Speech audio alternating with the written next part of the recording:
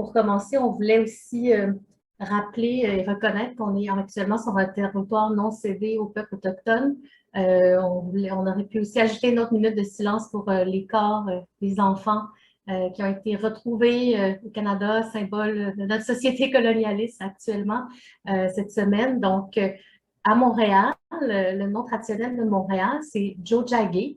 C'est un territoire qui était un territoire autochtone connu comme un lieu de rassemblement pour plusieurs Premières Nations. Puis aujourd'hui, il y a plusieurs Autochtones qui y vivent et plusieurs peuples y résident.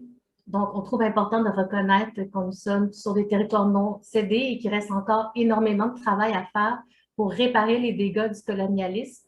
Et on voudrait exprimer notre souhait que toutes les luttes pour la justice sociale soient reliées à une lutte anticoloniale.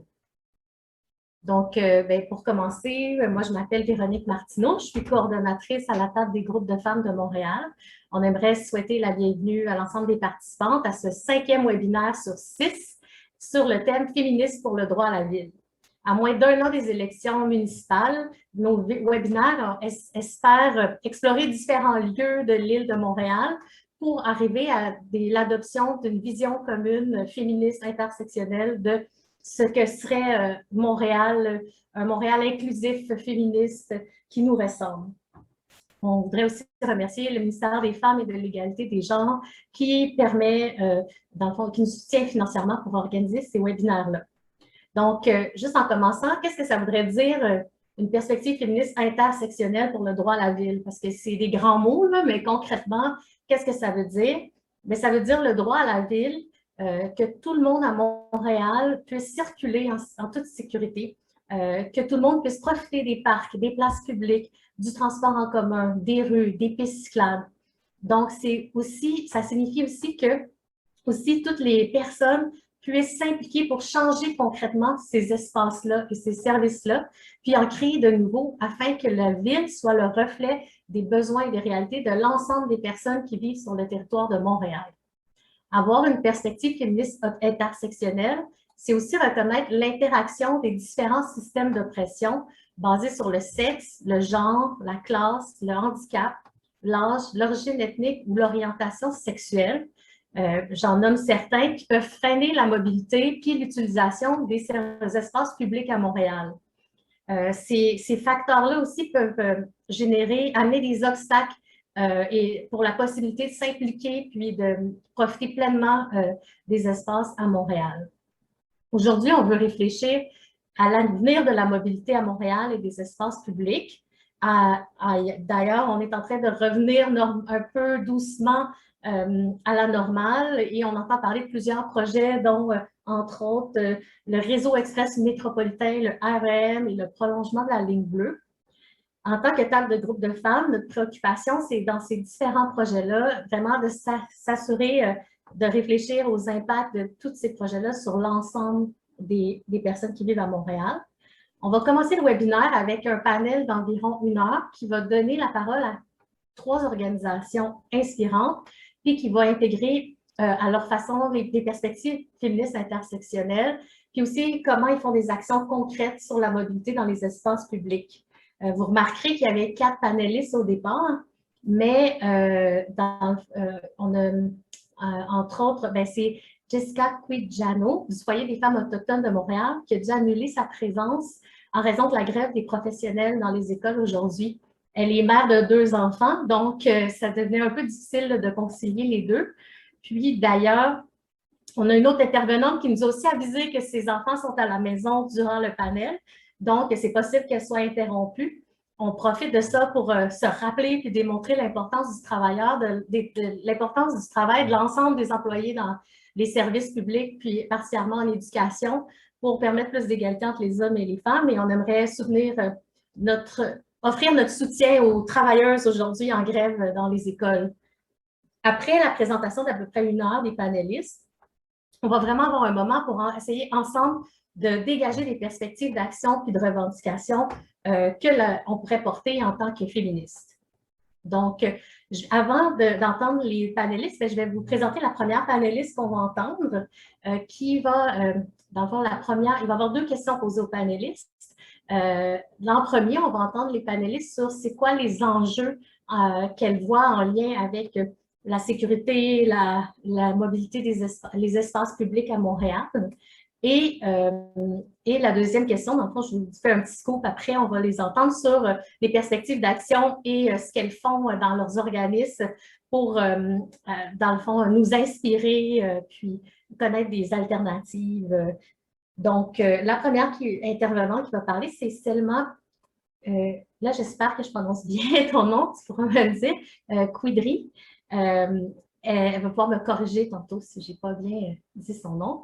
Elle est directrice générale et cofondatrice de l'Institut national pour l'équité, l'égalité et l'inclusion des personnes en situation de handicap, l'INEEI-PSH. Cet organisme vise à l'élimination de toute forme de violence et de discrimination envers les personnes en situation de handicap de tous âges, de tout genre et de toute origine. C'est aussi un institut qui contribue activement à la promotion de l'équité pour atteindre l'égalité et l'inclusion de toutes. Partie d'Algérie il y a plus de 25 ans, elle a atterri au Québec où elle se réalise professionnellement et personnellement en tant que femme immigrante en situation de handicap. Après des études en sciences humaines et traduction et en relations publiques, elle a choisi de mettre ses énergies dans l'acquisition de nouvelles compétences et connaissances en lien avec le développement du leadership handi-féministe immigrant. D'ailleurs, c'est un nouveau terme que j'ai appris en lisant sa biographie, qui est inspirante. Son parcours professionnel et activiste l'a mené à porter des dossiers en promotion de défense des droits et intérêts en lien avec les violences et les discriminations, l'autonomisation par l'accès au marché du travail, l'inclusion sociale et citoyenne, ainsi que l'accès équitable et égalitaire aux services sociaux et de santé. Donc, Selma, à toi la parole. Merci beaucoup, Véronique. Merci tout le monde de m'accueillir aujourd'hui parmi vous. Je vais partager ma petite présentation. Tu as bien fait déjà tu as présenté quand même notre organisation. Donc, je vais quand même y aller tout en essayant de retrouver mon webinaire pour vous le partager. Ça va nous permettre un petit peu de connaître, comme tu viens de le dire exactement. Je suis quand même moi-même une personne immigrante. Je suis une personne vivant avec une limitation visuelle. Donc, je me déplace souvent avec une canne blanche. Donc, je suis un exemple parfait aussi d'une citoyenne montréalaise qui essaye de s'approprier sa ville tout au long de, je peux dire ça tout le temps, quotidiennement, qui essaye de s'approprier les environnements publics et même plus public aussi.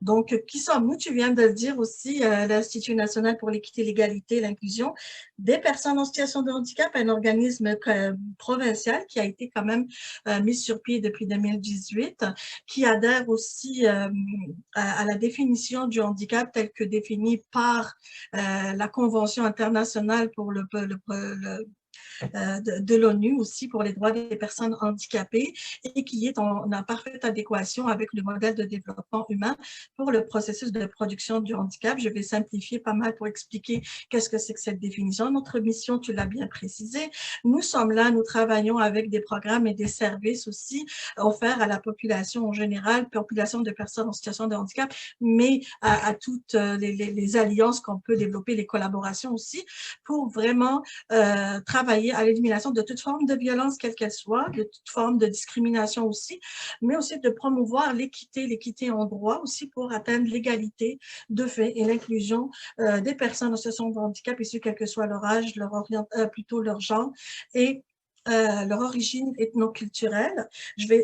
Là, la définition dont je parlais tout à l'heure, qui a été définie en fait par la Convention et à laquelle on adhère, la Convention internationale pour les droits des personnes handicapées, et qui a aussi influencé aussi la définition qui est maintenant mise de l'avant par pas mal d'organisations internationales aussi. On va parler ici, le handicap, comment on le définit.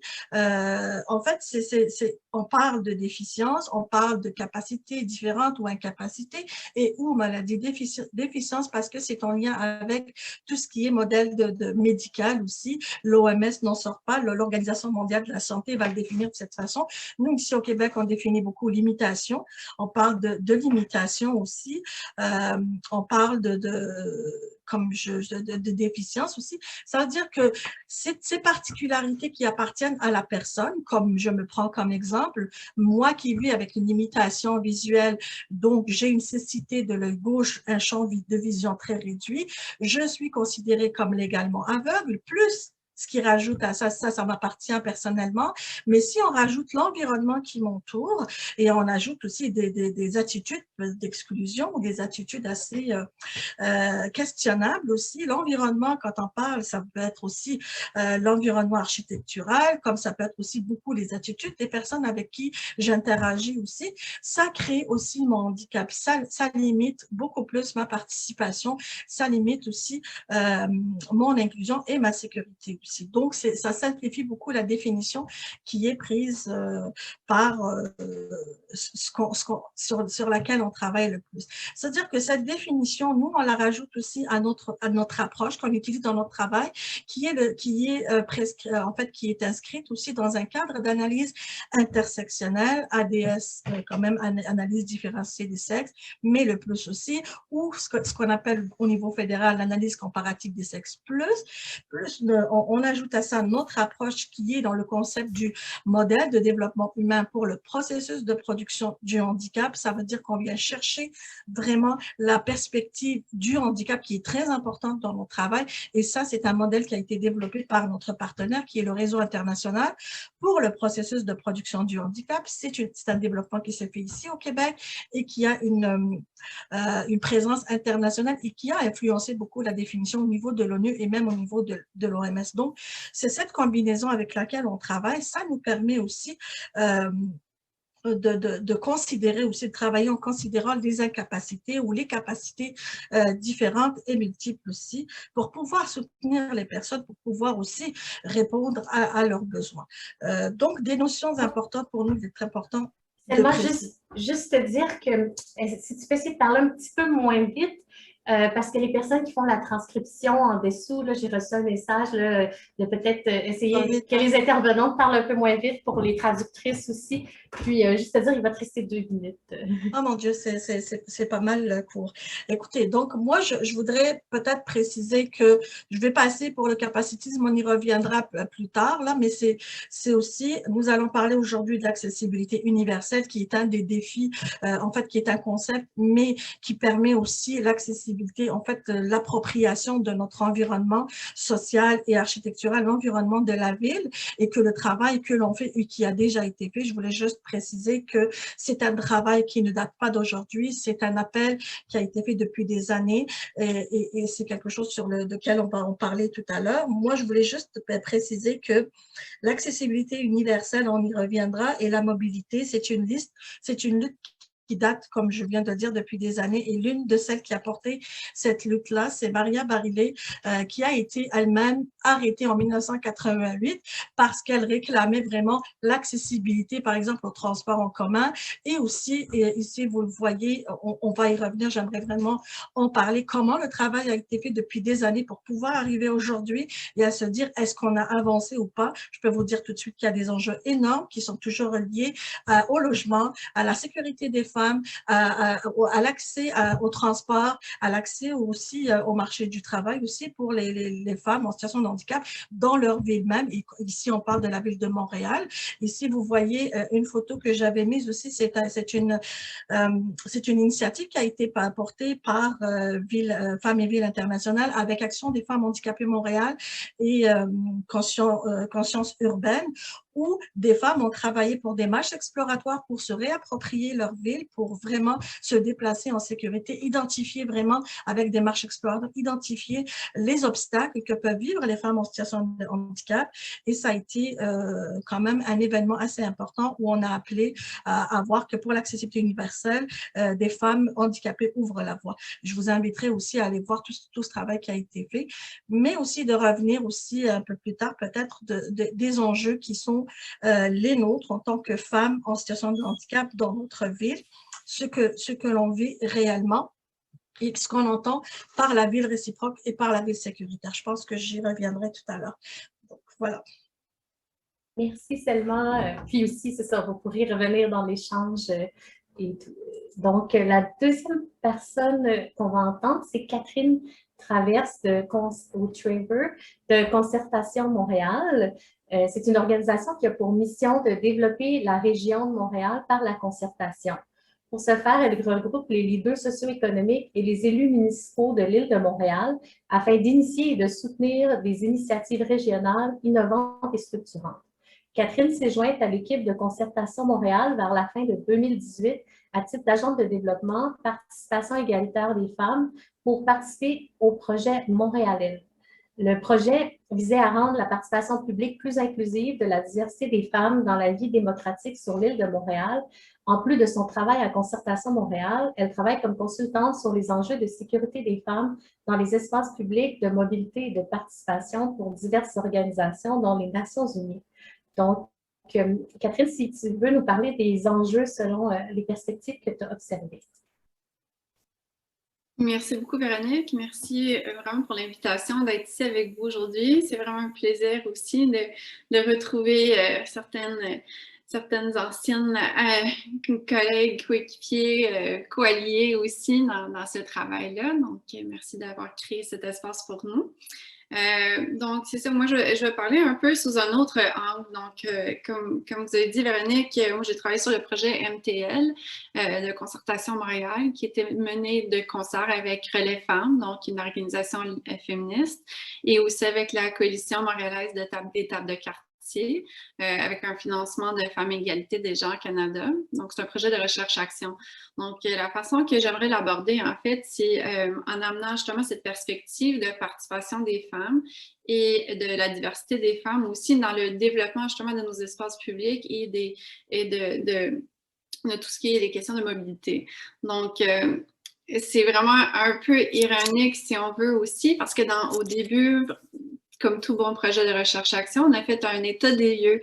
Et dans l'état des lieux, on a pu identifier justement qu'il y avait certaines barrières à la participation des femmes sont justement liées aux questions de mobilité et d'espace public. Donc, tout ce qui est notre environnement bâti. Puis, pour moi, ce qui est ironique dans le truc aussi, c'est qu'on a souvent des consultations publiques justement pour traiter de ces questions-là.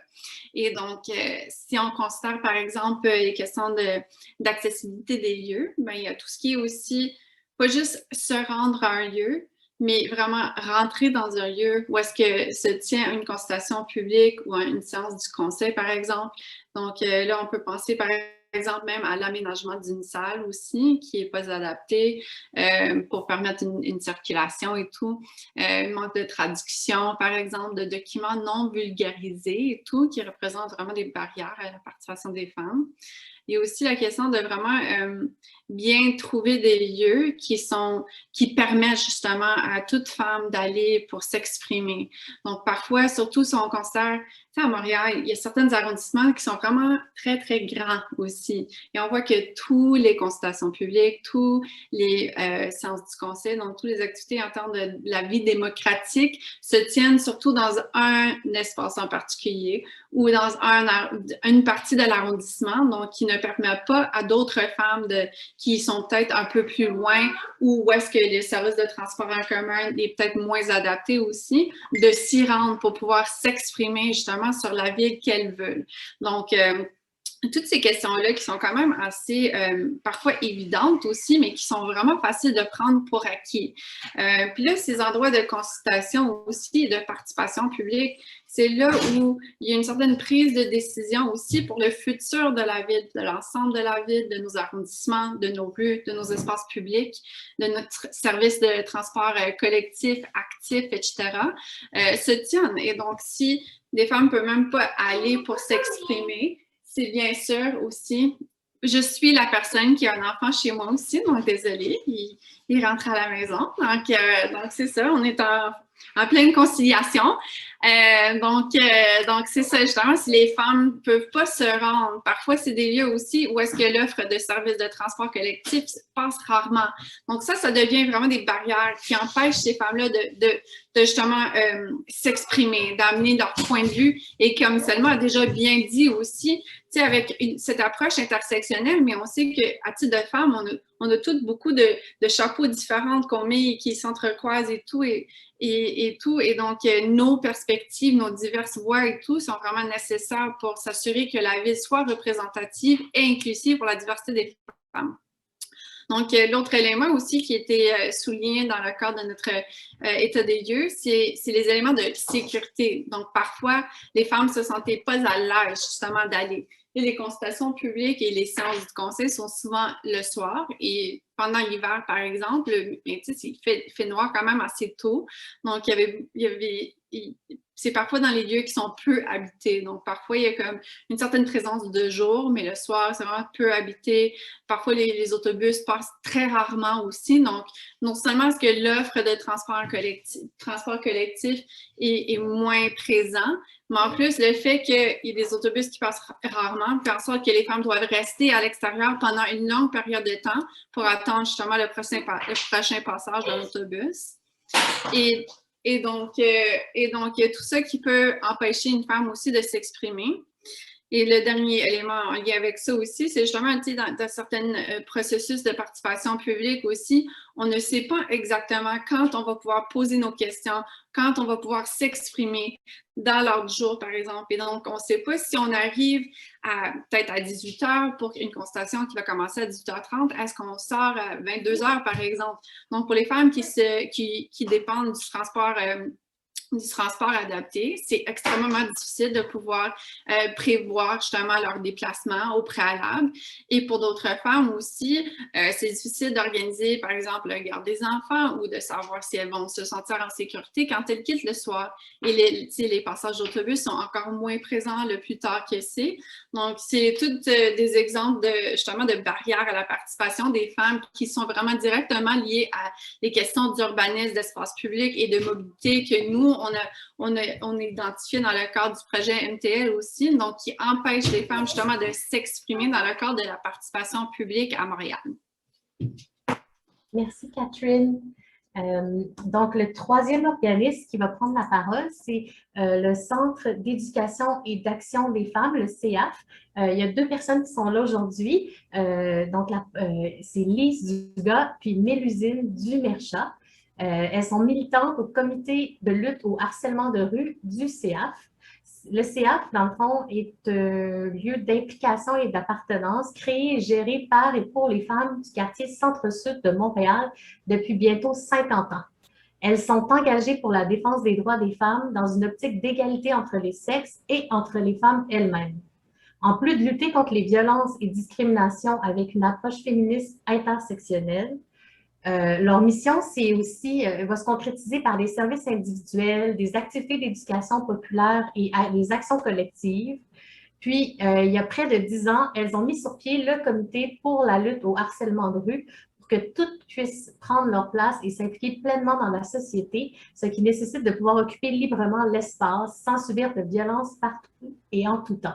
Donc, en premier, sur cette question-là, c'est Mélusine qui va nous parler des enjeux soulevés par le travail de leur comité. Oui, merci. Merci pour l'invitation. Je suis vraiment contente d'être avec vous aujourd'hui pour vous partager un enjeu en fait, qui nous tient vraiment à cœur au CEAF, donc qui est celui de la lutte contre le harcèlement de rue. Et pour ça, je vais m'appuyer notamment sur des témoignages de femmes qu'on a reçus au centre et aussi dans le cadre d'une recherche qu'on a menée avec l'UQAM, dont le rapport est sorti cette année d'ailleurs. Si ça vous intéresse, vous aurez des liens pour avoir plus d'informations. Déjà, pour définir le harcèlement de rue, ce qu'on entend par là, c'est tout propos ou comportement dégradant non consenti, commis par une personne inconnue en général, dans l'espace public, donc les rues, les parcs, les transports en commun souvent, mais ça peut être aussi les bars, les commerces, les établissements d'enseignement ou encore les festivals. Là, on approche à la période des festivals. Et d'ailleurs, ça se produit aussi très souvent dans des quartiers qui sont fréquentés en fait sur le moment et dans des espaces du quotidien en fait des femmes.